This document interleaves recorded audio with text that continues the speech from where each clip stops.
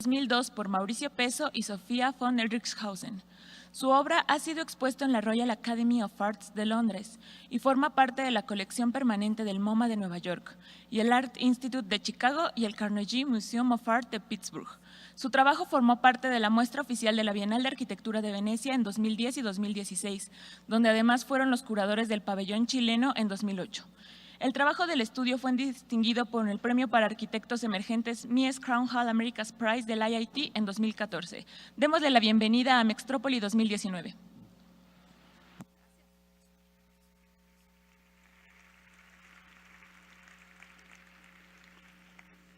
Hola. Ahora no veo nada. Ahora, antes los veía, pero bueno, es un gusto estar aquí. Y cuando podía ver alguna de las caras de amigos de años ya. Lamentablemente hoy estoy aquí sola porque trabajo con mi pareja, Mauricio Peso. Y bueno, hemos decidido hoy un título, que espera, a ver, esto debería pasar.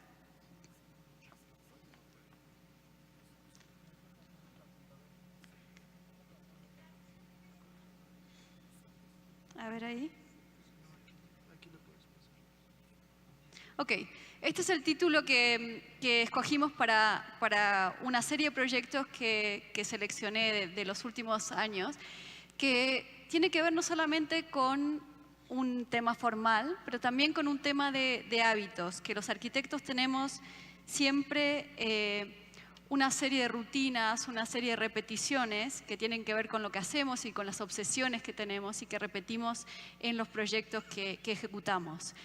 Como decía, además nosotros somos una pareja que mezclamos vida profesional con vida íntima y también trabajamos tanto en el campo de la arquitectura como en el campo del arte, sin hacer distinciones claras. Además hay una insistencia que tiene que ver con tratar de entender hasta qué punto lo que nosotros hacemos es parte de lo que construye la realidad, pero también cómo esa realidad informa aquello que hacemos. En este caso, una casa que construimos y un dibujo posterior hecho por uno de los niños que habitaba esa casa, que tiene que ver con cómo imaginamos las cosas, cómo entendemos aquello que nos rodea. O en el caso inverso, este es un dibujo que nos hizo el propietario de una casa que hicimos después. Esto fue la única explicación que él nos dio con respecto a lo que quería.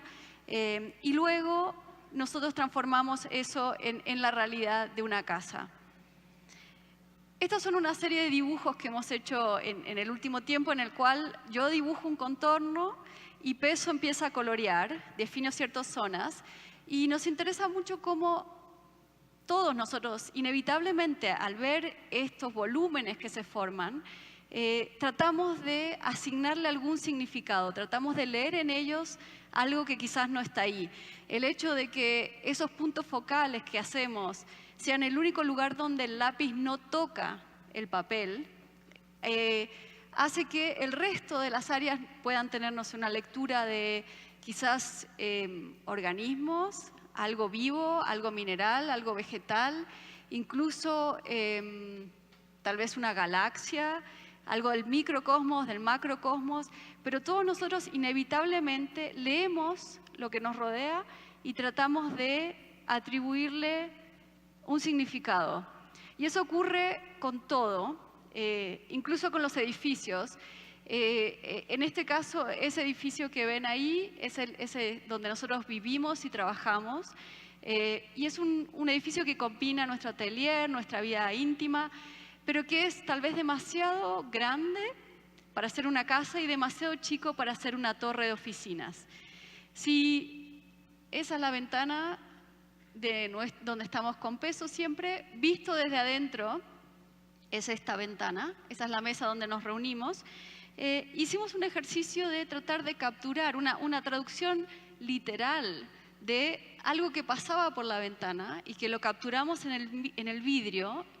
Congelamos un momento. Al momento de congelarlo, por supuesto ya la nube que dibujábamos no existía, pero luego hicimos otro ejercicio de traducción, que es llevar ese dibujo del vidrio, extraerlo y llevarlo al espacio a través de este trípode que eleva el dibujo a una condición diferente, pero sigue siendo un elemento lineal. Construimos un trípode que es una escultura en sí misma, un elemento alto, que se instaló para aquellos que han ido a la Católica en Santiago, dentro del campus, del edificio antiguo, casi invisible, se descubría al recorrer alrededor, pero además sin frontalidad, porque se movía con el viento. Y lo que nos interesaba mucho a nosotros es que al colocar cualquier cosa en la realidad, el contexto, en este caso el cielo, hace que cualquier lectura que no sea leer esto como una nube, se invalida. Luego hicimos un ejercicio de aplanamiento aún mayor, que es esta pintura. Bueno, ustedes no ven la pintura, ustedes lo que están viendo es la foto de una pintura, de una foto, de un dibujo sobre un vidrio contra un paisaje. Aplanar todas esas realidades es parte, yo creo, de lo que estamos haciendo constantemente con nuestra profesión, de tratar de entender cómo las cosas son, pero a la vez significan. Esto fue una maqueta muy grande que hicimos hace unos años, que era una exploración sobre lo que nosotros definimos como una habitación circular, que es la habitación más simple que se puede hacer, porque tiene dos parámetros de información. Uno es el centro, que define una posición, y el radio, que define un tamaño. En este caso, al combinar 100 centros y superponerlos, se generan muchísimas habitaciones más. La condición de esquina es una resultante, pero también el carácter espacial de esos espacios resultantes cambia completamente. Lo habitamos ingenuamente con 1000 personitas a escala que simplemente acentúan una lectura ingenua de lo que puede pasar en el espacio, cuando un espacio es íntimo, cuando es colectivo, cuando supone situaciones de alineamientos o no. En eso mismo estábamos pensando cuando después nos invitaron a hacer un pabellón para la Bienal de Venecia, no la que acaba de pasar, sino la anterior, y nos asignaron este lugar que es en el centro mismo del jardín. Acá está la entrada, el eje con el pabellón italiano al fondo, el inglés a este lado, y un punto que es el corazón mismo de los jardines de Venecia. Por lo tanto, nosotros consideramos que era apropiado hacer un pabellón exterior muy íntimo, un jardín, una serie de exteriores que armaron un nuevo mundo. En este caso son 10 cilindros superpuestos, una sumatoria de exteriores dentro de exteriores, y lo que nosotros entendemos como una planta abierta, en el sentido de que no tiene una frontalidad, no tiene una dirección, no supone un recorrido fijo, sino que está armado de estos espacios opacos que contienen ciertas situaciones y que alejan de lo que está pasando alrededor, sobre todo en los primeros días de la Bienal, que son sumamente activos, y que tiene un estuco grueso que cambia completamente con la condición de la luz. A veces es una textura verde muy clara y a veces es casi negra. Y luego había una alfombra de corteza que no solamente añadía un aroma importante, sino que silenciaba la experiencia. En Venecia, cuando uno camina, está esa gravilla que cruje todo el tiempo, y al caminar sobre esta alfombra se podía escuchar los demás sonidos que existen en el entorno. La forma de organizar este pabellón son estos 10 cilindros de planta con una unidad que es la vara, que aquí en México están también muy familiarizados con la vara, que, bueno, primero ya es obsoleta, pero lo que nos interesaba a nosotros es que es muy imprecisa. Dependiendo de qué conquistadores llegaban, la vara varía muchísimo. Y a nosotros nos parecía que eso recalcaba la importancia no de cierto tamaño, sino de cierta posición relativa a otras habitaciones. Lo que parece ser una planta aleatoria, de verdad, está amarrado con situaciones que existen. El visitante tiene que recorrer, buscar su camino, puede entrar o salir por cualquiera de las 30 aberturas, y a medida que lo hace va reconociendo situaciones existentes, tanto como cómo cambia la luz, el viento, los pájaros, pequeñas esculturas o edificios existentes alrededor, incluso momentos íntimos donde solamente la persona está en contacto con su propia respiración, su propio paso por el pabellón. Este es otro pabellón que hicimos, no, este no es el pabellón, esta es la obra del artista francés Christian Boltanski, que hizo una obra en el norte de Chile, en el desierto de Atacama, y esa obra se registró con un video de 24 horas que forma parte de la colección permanente del Museo de Arte Contemporáneo en París. A nosotros nos encargaron un pequeño pabellón para contener esa obra. ¿Cómo hacer para poder atrapar esa experiencia del desierto de Chile? Este pabellón es muy pequeñito, tiene 2 brazos que regulan la entrada o salida, no tiene una dirección en ese sentido, y un muro curvo que recibe esa proyección envolvente de la obra. Está ubicado en los jardines del museo, es una escultura por derecho propio que no tiene una indicación de su uso, sino que al acercarse se descubren las puertas y se ingresa de una manera muy gradual. También tiene una textura muy gruesa que contrasta claramente con el jardín. Esos son los accesos que están escondidos y que de alguna manera hacen de válvula y de acomodamiento de los ojos para esa oscuridad o penumbra que hay adentro del pabellón y que vuelve a abrirse como una ficción imposible al paisaje del desierto chileno. Otra forma de confinamiento que nosotros entendemos es esta casa que hicimos en el sur de Chile. Es una casa que está ubicada en un lugar idílico, mira hacia el mar interior, o sea que después del mar viene la cordillera de los Andes, pero es un lugar muy expuesto también. Es una casa que tiene una clara frontalidad hacia esas vistas, pero que también por suerte coincide con la zona donde viene el sol y donde está protegido de los vientos. A través de este patio contenido se forma un nuevo sitio o una casa más grande que se desparrama hacia afuera. Esta es la zona de acceso, una fortaleza muy muda, muy ciega, que para los fuertes vientos de la zona. Pero la casa luego se revierte y cambia la escala completamente hacia ese patio interior. Aquí pueden ver una pintura donde se entiende esta casa, nosotros la entendemos al menos como una casa doble y una casa media, ambas cosas. Doble porque tiene 2 habitaciones en los extremos que son iguales. Esta es la casa que mostré al principio, ese dibujo que nos hizo el propietario, pero tiene un techo que baja y que forma esas esquinas, estas que ven aquí, que son unas terrazas cubiertas. Y media porque es medio cilindro con medio cuadrado. La intersección, aquí está sin techo, la intersección hace que el espacio interior tenga un techo que cambia completamente dependiendo de dónde está uno dentro de la planta, siendo los puntos más bajos este extremo, ese punto medio y ese.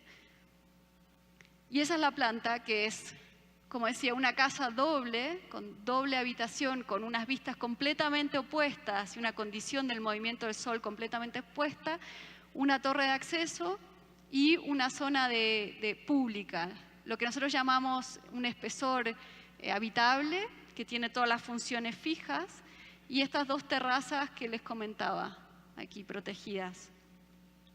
Esta es una situación interior, con esos techos que son como un manto pesado, y luego hacia las esquinas, en los puntos de mayor fricción y de paso de un recinto al otro, los techos se elevan como por compensación espacial casi. Toda está hecha con madera. Esta es una isla que tiene una herencia de iglesias patrimoniales hechas en madera, fabulosas. Y bueno, como toda isla también tienen el conocimiento de barcos, de cómo armar barcos. Y fue toda construida con las técnicas locales y revestidas con maderas nativas del sector que envejecen de este gris muy bonito plateado, no necesitan ninguna protección. Y estas son las ventanas de las que le hablaba, que se vuelcan hacia el patio, hacia las terrazas, que no solamente protegen de los grandes vientos y el sol, sino de las fuertes lluvias que hay en esta isla. Y enmarcan, por supuesto, este paisaje bonito. Otro tipo de enmarcamiento es esto que nosotros entendemos como una sala hipóstila a nivel de una ciudad. Esto fue hecho en Inglaterra, en Hull, hace un par de años, que fue la ciudad de la cultura, y nos encargaron esta pieza, que son 16 columnas, que se instalan frente a la catedral y que redefinen los flujos y los accesos de esa plaza. Por supuesto, cuestionan la frontalidad habitual de un edificio de este tipo e introducen unos ejes nuevos a través de la plaza. Toda está construida son como unas columnas habitables, 2 metros de diámetro, o sea, pueden entrar 2 personas, con un material muy liviano. Esto es todo acero galvanizado. Y la propia estructura son unos gajos, 6 gajos, una de ellas es la puerta, pero al plegarse se hace autosostenido. Pero también tiene una condición de que dependiendo de cómo le pega la luz, a veces se leen como elementos sólidos y a veces como sumamente livianos y transparentes. Además de nuestra obra, nosotros colaboramos con otro artista, un artista suizo que se llama Felice Barini, que hizo una obra bidimensional, no sé si la conocen. Él lo que hace es dibujar en el espacio. Al caminar por la plaza hay momentos donde esto ocurre, que se alinean los dibujos que si no, no se reconocen, y se genera un momento, un acento, donde todos arman un nuevo dibujo, con lo cual la distinción entre fondo y figura, entre qué es adelante, qué es atrás, por supuesto, entra en crisis. También esto lo hemos explorado a través de pinturas. Estas son pinturas que Peso y yo pintamos hace un par de años y exhibimos en una galería en París. Y son pinturas que tienen un tamaño como 2 por 3 metros casi. O sea que compiten con la propia imagen que tenemos nosotros de los espacios en los que están colgados. Para nosotros es importante esa condición inmersiva de sentir una abertura de la misma forma que la sientes frente a frente. Ninguna de estas pinturas es la ilustración de un espacio existente, sino que son momentos de intensidad, fragmentos de habitaciones que para nosotros cobran sentido en el momento que transmiten cierta atmósfera. Son espacios que tal vez ustedes los vean, o por lo menos cuando nosotros los vemos, tienen que ver con una memoria que nos pertenece a todos. Son espacios que tal vez hemos recorrido como niños, que hemos visto desde pequeños. Esto tampoco tiene en escala. Esto uno no sabría si es un edificio, si es un pilar, si es la pata de una mesa, cuando uno es un niño y se pone debajo del mantel. Y ahora hice algo que... ¿Qué pasó? ¿Aló?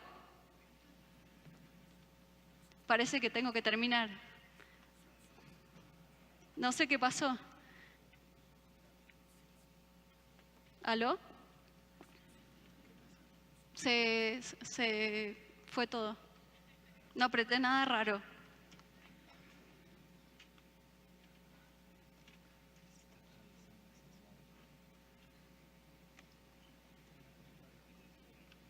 ¿Qué pasó? Vamos a cambiar de... Está actualizando. Oh, está actualizando el computer.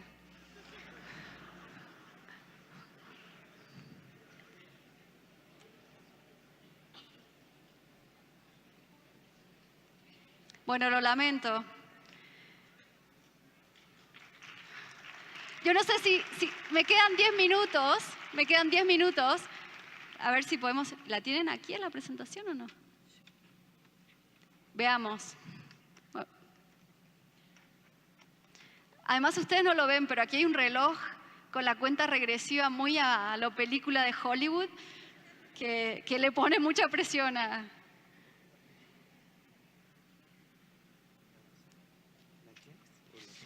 No, lo tengo en mi cartera.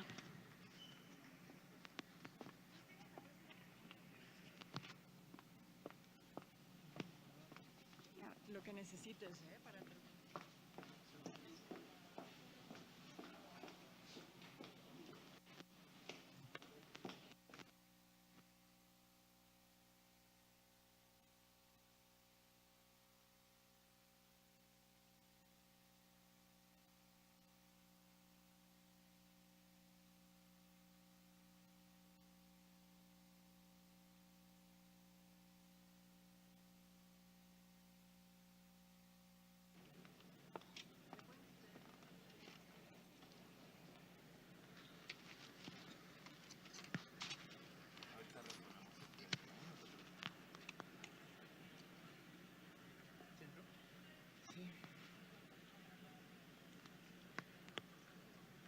El tiempo que te tengas que tardar está bien, no te preocupes. No, no te preocupes, si puedo ir rápido.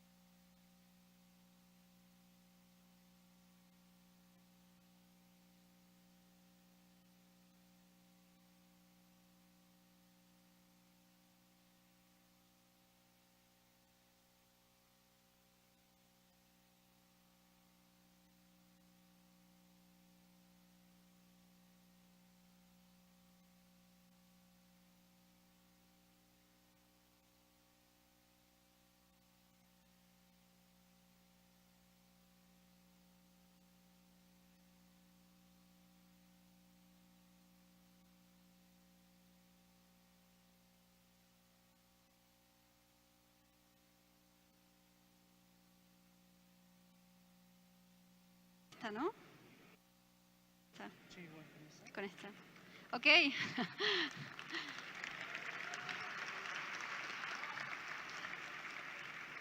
Capítulo 2.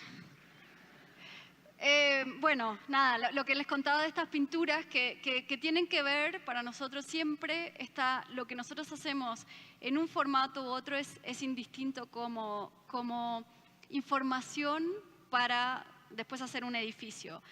En este caso, esta es una de las últimas casas que hicimos, una casa, y de hecho la más pequeñita que hemos hecho, que está ubicada en unos acantilados muy espectaculares frente al Pacífico. Y es una casa que además flanquea una bahía que tiene una condición aún para nosotros más interesante, que es que enfrenta otra casa que hicimos hace casi 20 años, 15, 20 años, que no sé si alguno de ustedes la conocen, se llama Casa Poli, pero estas dos casas ahora operan como los guardianes del Pacífico.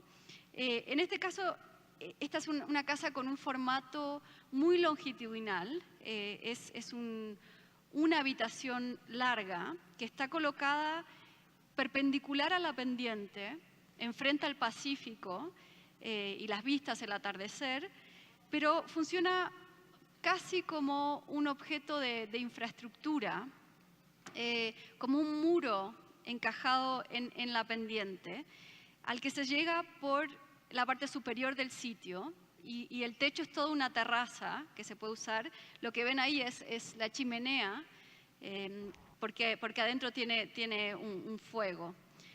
Y es una casa que no tiene particiones interiores. Estos son unos dibujos de lápiz del interior. Es una casa que solamente divide el espacio a través de escalones y de unos grandes pilares.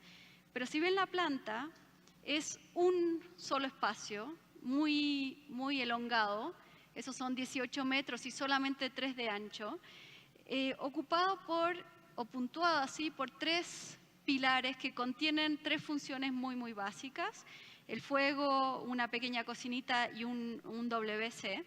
Y luego todo el espacio, el resto de la habitación, se caracteriza por 6 niveles que descienden con la topografía y además hay, perdón, esto no lo expliqué en la planta, hay 2 puentes que son unos pequeños altillos que sirven como para también estructurar esta caja de hormigón. Esta es una vista mirando hacia arriba, hacia las plataformas altas. Los niveles de privacidad o de domesticidad se regulan por los propios usuarios, dónde deciden poner un colchón, un sillón, una mesa. Pero toda la casa está puntuada por también luces cenitales que marcan y distorsionan completamente el pequeño espacio a través del día. Esa es una vista hacia uno de los puentes. Se ponen unas escalerillas para poder subir, como escalerillas de barco. Esta es una casa, otra casa que también completamos hace no tanto, que es una casa ubicada cerca del mar, pero no sobre el mar, y que tiene una lógica constructiva que es muy importante en Chile. Por un lado, hacer algo que es antigravitacional, que va subiendo en altura, es un poco más complejo, pero al ser una casa completamente simétrica y estructurada en base a estos marcos rígidos de hormigón, realmente resiste perfectamente. La razón por que la casa tiene esta forma ascendente en altura como una especie de antiéntasis es porque las vistas y el mejor asaliamiento están en la parte superior y el programa se organiza de esa manera también. Hay una habitación muy pequeña abajo, la habitación principal al medio y las zonas públicas arriba con una terraza en el techo. Estas son las plantas. Ahí pueden ver desde la inferior a la superior cómo va creciendo y desplazándose, y también la organización del espacio cambia. En este caso son habitaciones muy pequeñitas en la parte inferior, la habitación principal al medio con un mueble que divide en diagonal, y luego la habitación superior es un espacio abierto que solamente está dividido por estos 2 muebles de la cocina. Pero lo que era importante para nosotros es sobre todo esta condición de esquina que va creciendo en altura y que genera subespacios dentro de esta planta común, que es un poco lo que pueden ver aquí. Estos pilares, si bien no indican una partición dura, sí indican subáreas dentro de un área mayor y permiten organizar el mobiliario como los usuarios quieran. Esas mismas condiciones de esquina tienen unas ventanas que se desplazan, ahí pueden ver una baranda de vidrio, se desplazan y arman en las 4 esquinas terrazas ventiladas y sombreadas.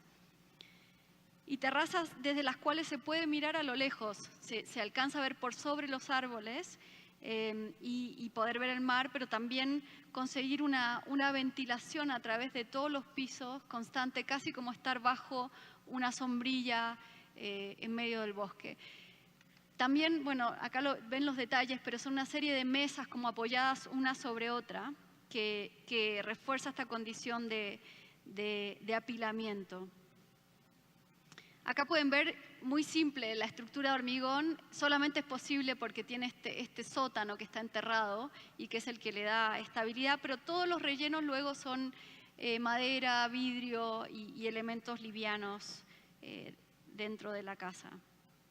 Esa es la maqueta de la estructura, lo que explicaba recién, el podio que permite que todo esto tenga un contrapeso fuerte y anclado en el suelo y lograr la máxima extensión en esa terraza superior y las vistas lejanas.